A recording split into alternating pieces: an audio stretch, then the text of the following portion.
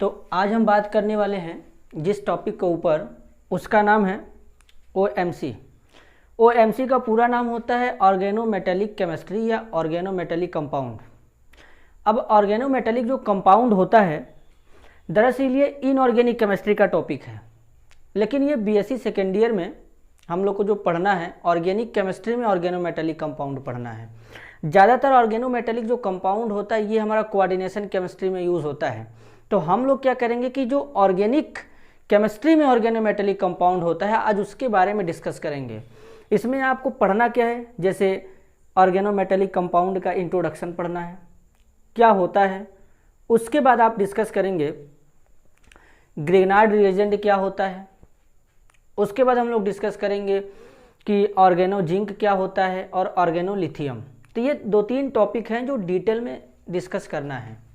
तो हम लोग ऑर्गेनोमेटेलिक के बारे में अब डिस्कस करते हैं। तो जो OMC होता है इसको बोलते हैं ऑर्गेनोमेटेलिक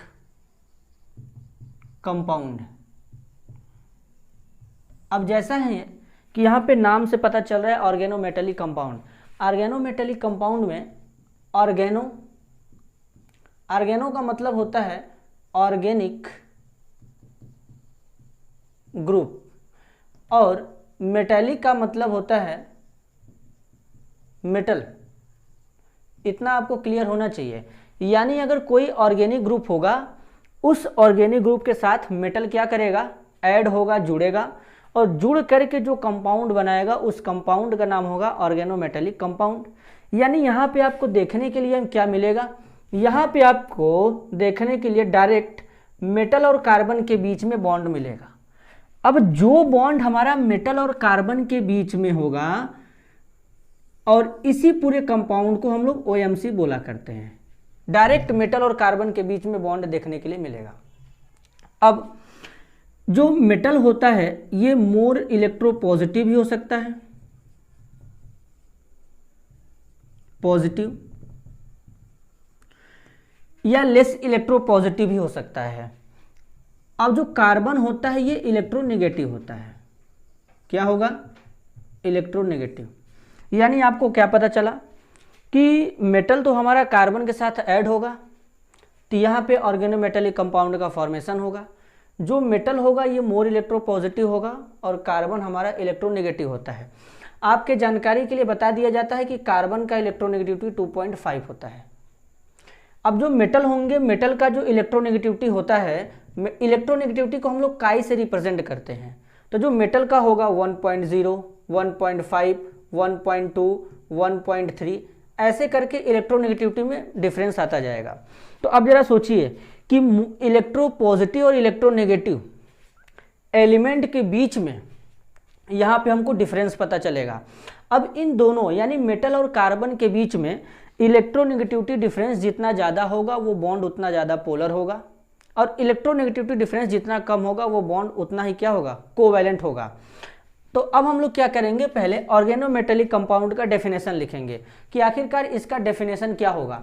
तो अगर ऑर्गेनोमेटेलिक कंपाउंड का डेफिनेशन लिखना है तो डेफिनेशन हम लोग कैसे लिखेंगे, यहाँ पे लिखेंगे organic compound in which metal atom direct linked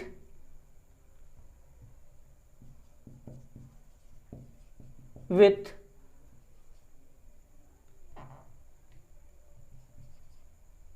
carbon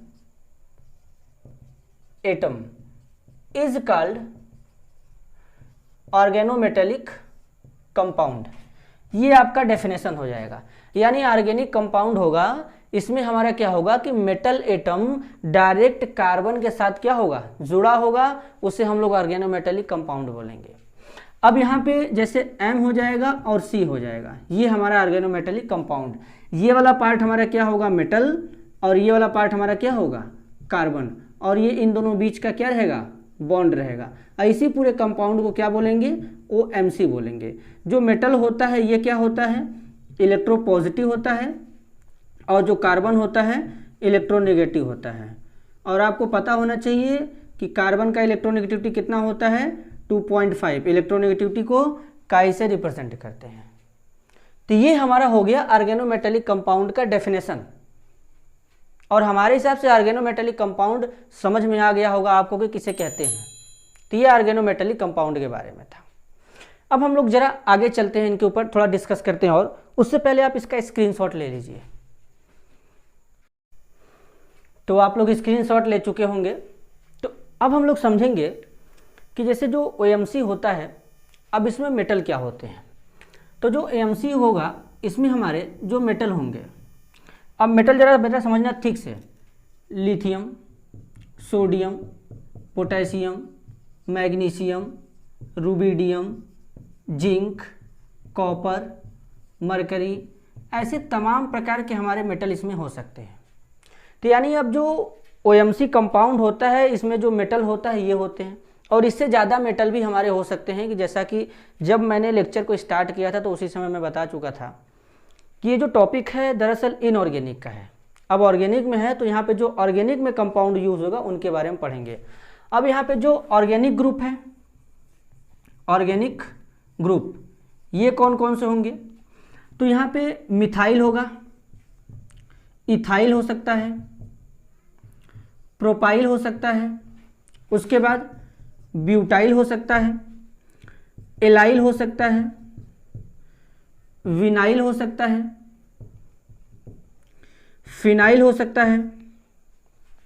phenyl के बाद हमारा क्या हो सकता है, एलाइल। हाँ, लेकिन एक बात याद रखना कि यहाँ पे ये जो लिखा गया है ये सब सिंबल हैं।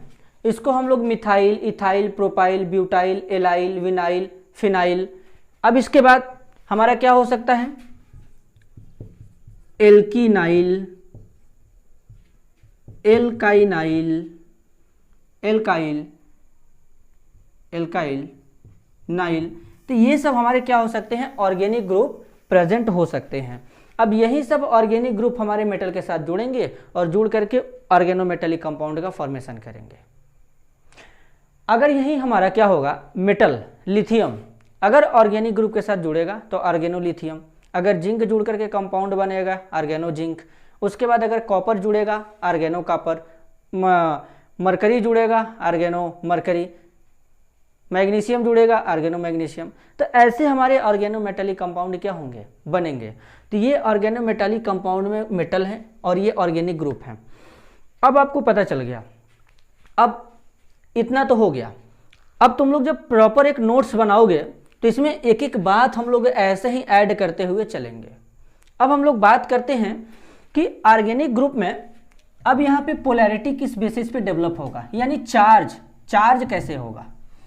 इतना तो पता चल गया कि ऑर्गेनोमेटेलिक कंपाउंड क्या होते हैं, ऑर्गेनोमेटेलिक कंपाउंड में कौन हमारे मेटल होंगे, कौन हमारे कार्बन होंगे, किनका इलेक्ट्रोनेगेटिविटी ज़्यादा होता है, किनका इलेक्ट्रोनेगेटिविटी कम होता है। अब हम लोग बात करेंगे पोलैरिटी के ऊपर।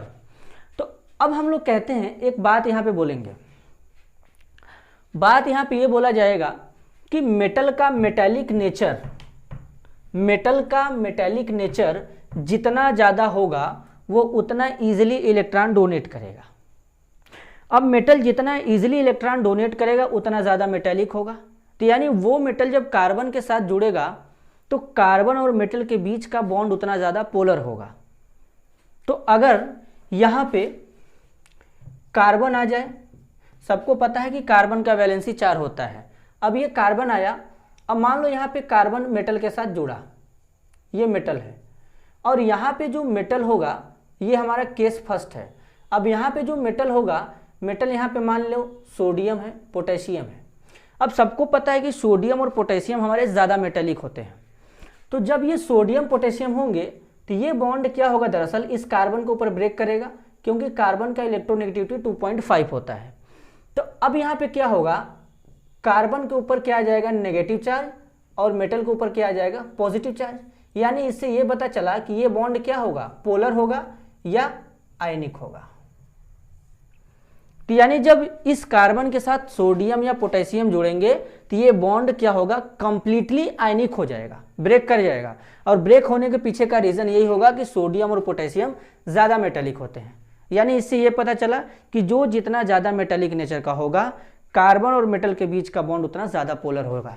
अब सेकेंड केस अगर हम लोग चेक करें कि सेकेंड केस में अगर इसी कार्बन के साथ मेटल जुड़े और वो मेटल हमारा कौन हो जाए, लिथियम, अगर वो मेटल हमारा लिथियम हो जाए या फिर कौन हो जाए, मैग्नीशियम हो जाए, तो मैग्नीशियम जो होता है और लिथियम जो होते हैं ये इतने ज़्यादा हमारे क्या होते हैं, मेटालिक नेचर के नहीं होते हैं।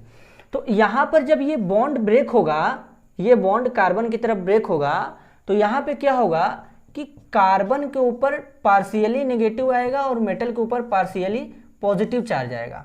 अब पार्शियली में यहाँ पे डेल का यूज़ किया जाता है और यहाँ पे डेल उसी समय यूज़ किया जाता है जब हमारा पार्शियल तरीके से चार्ज डेवलप होते हैं।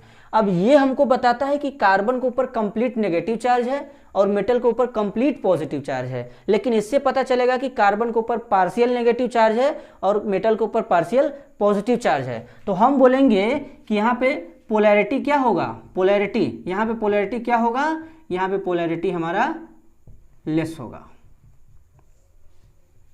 ठीक, लेकिन अगर ये तीसरा केस देखा जाए बेटा, तीसरे केस में हमारा क्या होगा, ये कार्बन हुआ, कार्बन के साथ हमारा कौन जुड़ा, मेटल। अब यहाँ पे मेटल कौन होगा, अब यहाँ पे मेटल हमारा हो जाए मरकरी हो जाए, लेड हो जाए, स्टेनस हो जाए, कुछ भी हो सकता है। मरकरी हो गया मान लो, लेड हो जाएगा, स्टेनस आ जाएगा। तो जब हमारे ये यहाँ पे आएंगे तो इनके बीच का तो बॉन्ड ब्रेक ही नहीं हो सकता, मेटल ये एज इट इज रह जाएगा। तो हम बोलेंगे कि ये हमारा क्या है, कोवैलेंट है, कोवैलेंट नेचर के आ जाएंगे, क्योंकि पोलैरिटी तो हम लोग उसी समय टाइम काउंट करते हैं जहां पे चार्ज में डिफरेंस होता है। तो यानी पहले वाले केस में जब सोडियम पोटेशियम यानी मेटालिक नेचर जिनका ज़्यादा होगा, जो ज़्यादा इलेक्ट्रोपॉजिटिव होगा, अगर वो जुड़ेगा तो बॉन्ड पोलर, उससे लेस वाले जुड़ेंगे तो बॉन्ड हमारा लेस पोलर होगा। और उससे भी अगर जैसे डी ब्लॉक एलिमेंट जुड़े, जैसे मरकरी डी ब्लॉक है लेकिन लेड और एसन हमारे पी ब्लॉक एलिमेंट है, तो अगर इस टाइप्स के मेटल जुड़ेंगे कार्बन के साथ तो वो बॉन्ड हमारा पोलर नहीं होगा, कोवैलेंट होगा। तो इतना आपको क्लियर होगा, इसका आप स्क्रीनशॉट ले लीजिए। तो आप लोग स्क्रीनशॉट ले चुके होंगे। अब हम लोग बात करेंगे, एक मैं यहाँ पे सीरीज बनाऊंगा, पोलैरिटी का सीरीज, जिससे तुमको एग्जाम में सहायता मिलेगा कि मतलब वहाँ पे 2-3 कंपाउंड उठा करके दे देगा और आपको बोलेगा कि इनको पोलैरिटी के इंक्रीजिंग ऑर्डर में पुट करिए, कौन सा बॉन्ड हमारा ज़्यादा पोलर होगा। तो इस टाइप्स के क्वेश्चन पूछे जाते हैं, तो हम लोग उसके ऊपर डिस्कस करते हैं। तो उस सीरीज़ को मैं बना देता हूँ अभी, यहाँ पे एक एक करके यहाँ पे देखते जाना। तो वो जो सीरीज़ बनेगा हम लोग का कैसे बनेगा, इतना तो क्लियर हो गया। अब वो सीरीज़ हमारा कैसे बनेगा,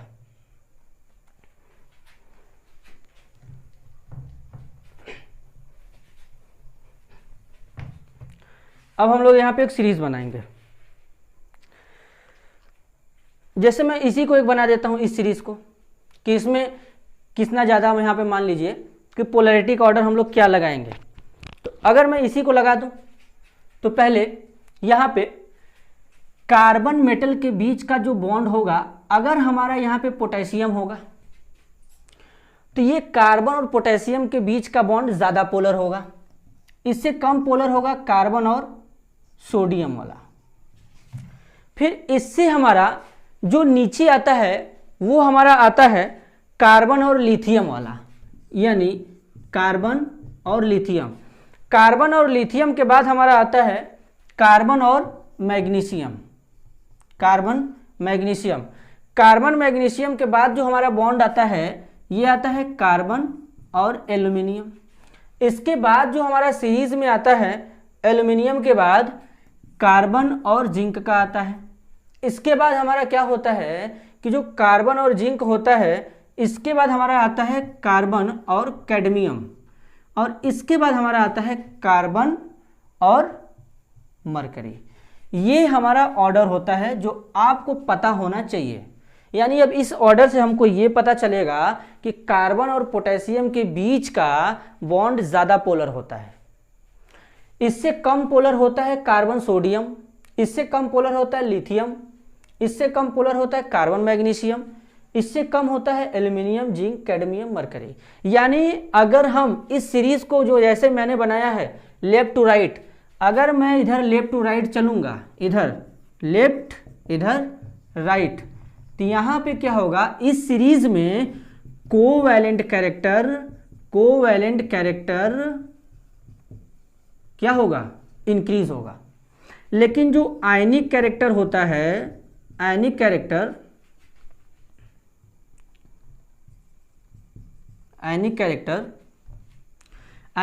यहां पे क्या होगा, डिक्रीज करेगा इस सीरीज के अकॉर्डिंग। यानी जो जितना ज़्यादा मेटेलिक होगा उसके बीच का बॉन्ड उतना ज़्यादा पोलर होगा। तो ऑर्गेनिक केमिस्ट्री में ऑर्गेनोमेटेलिक कंपाउंड के बारे में आप लोगों को समझ में आ गया होगा। तो ये टोटल ऑर्गेनोमेटेलिक कंपाउंड का इंट्रोडक्शन था, उसके बारे में एग्जाम्पल था कि ऑर्गेनिक ग्रुप क्या होते हैं, मेटल क्या होते हैं, बॉन्ड कितना पोलर होता है, कैसे होता है, ये ऑर्डर भी मैंने बता दिया। ये सब सारा टॉपिक क्लियर हो गया होगा। अब ये आज का लेक्चर खत्म हो गया। अब हम लोग कल क्या करेंगे, कल हम लोग जिस टॉपिक के ऊपर डिस्कस करेंगे उस टॉपिक का नाम है आर्गेनोमैग्नीशियम। और एग्जाम के पॉइंट ऑफ व्यू से आर्गेनोमैग्नीशियम बड़ा ही इंपॉर्टेंट क्वेश्चन है कि एग्जाम में आता भी है कि आर्गेनोमैग्नीशियम किसे कहते हैं। उसी के बेसिस पे ग्रिग्नार्ड रिएजेंट क्या होते हैं, ये बड़ा फेमस है। एल्कोहल, फिनाल, ईथर में इसका यूज़ करते हैं, एल्डिहाइड, कीटोन, कार्बोक्सिलिक एसिड में। तो कैसे इसके रिएक्शंस होते हैं, एल्कोहल, प्राइमरी सेकेंडरी एल्कोहल पे इसका क्या इफेक्ट होगा, तो ग्रिग्नार्ड रिएजेंट पढ़ेंगे और उसके सारे प्रॉपर्टी के बारे में एक एक करके हम लोग डिस्कस करेंगे। अब अगर आपको ये वीडियो पसंद आएगा तो वीडियो को लाइक करिएगा, चैनल को सब्सक्राइब करिएगा और वीडियो को ज़्यादा से ज़्यादा लोगों तक शेयर करिएगा, क्योंकि बीएससी सेकेंड ईयर का ये सिलेबस है और ये बड़ा ही फेमस टॉपिक भी है और बहुत अच्छा है। इससे बहुत सारा चीज़ सीखने के लिए भी मिलता है। तो हम लोग अब लोग अगले लेक्चर में मिलेंगे।